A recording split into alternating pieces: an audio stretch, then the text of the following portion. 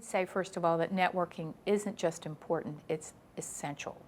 Because you are far more likely, if you're a job seeker, to find your next job through somebody that you know than through a recruiter or through a job board or any other means out there.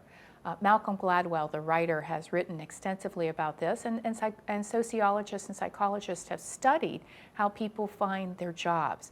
And it can be summarized in a phrase: it's the power of weak connections. Everyone thinks it's their close connections that will help them find a job. It's actually people that you don't know very well or you don't interact very often with, but they know people who know you.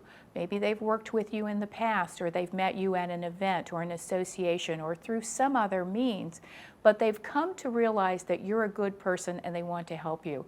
And weak connections actually open doors a lot.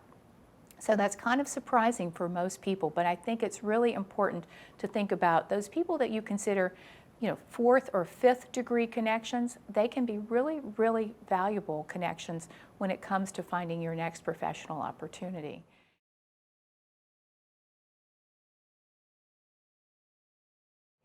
The other thing I would say is social networking is also exceptionally important these days. And I encourage people to be active on LinkedIn. Recruiters, HR managers, other professionals, hiring managers, they're all on LinkedIn.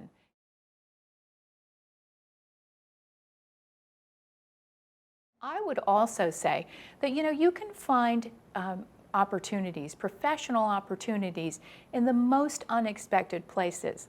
As someone who has to develop her own clients, I will tell you that I have developed clients in elevators, in talking with people about what I do in a very quick little elevator type conversation, at the sideline of a soccer game, or at a school function.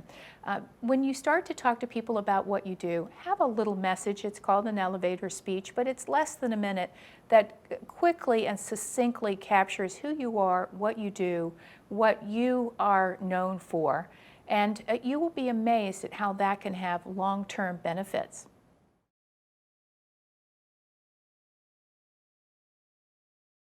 There are lots of ways you can develop those weak connections and turn them into stronger connections.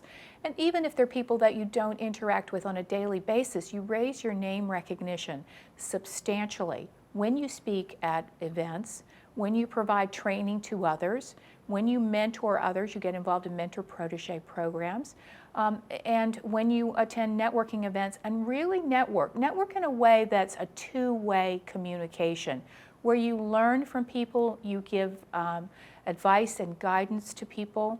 As an example, I will tell you that I find a lot of people for roles through networking. And one example was recently I was attending an event and I had a new search, and it was in the Midwest, and I was looking for someone particularly from the Midwest because my client, which was a large global company, said they had had a hard time retaining people who moved to their community because not everybody was comfortable or settled in that area.